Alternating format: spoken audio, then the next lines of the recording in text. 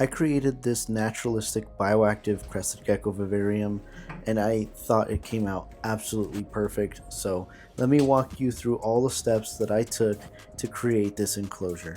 Starting off with the very first thing is just cleaning the background. That is the most essential thing to get started with the silicone. This helps give it a texture so that the great stuff pond and stone could adhere to it. Next up, I started adding the great stuff pond and stone foam. I started adding everything and I added the cork bark. I did have to give it a little bit more support, so I sprayed a little bit more and then added a few pieces to hold it up.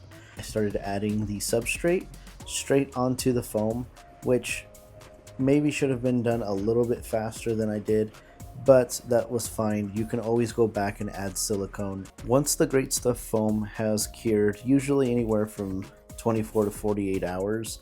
Admittedly, I only did this overnight, so it was about 16 hours, but the best thing to do is wait a little longer. Now I was ready to add it to my reptile room. I went ahead and wet all of the leca clay just so that it can absorb water and also kind of wash it away. Next was also getting the substrate barrier cut and the leca clay placed into the enclosure. I went ahead and made a concoction of different materials to add to the enclosure. There was already a little bit of substrate, as you can see at the very beginning. That was to add the springtails and isopods that were already in the other substrate of Cinequil, my crested gecko's enclosure.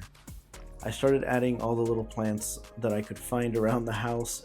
Next up, I grabbed the mossy vine that I had purchased from Amazon and I placed it around the enclosure to give it a little bit of aesthetic as well as functionality. I added some almond leaves and they're pretty huge. I realized how big they were when I took them out of the bag, but I just crumbled them up. It's food for the isopods and springtails, and it's also for ground coverage for the gecko as well. It's so new. He's usually like, there he is. Now he's back to his old self. Let me know what you guys thought about this enclosure build. I really enjoyed it. If you guys want to see more videos just like this, click here. Thank you all for watching and God bless.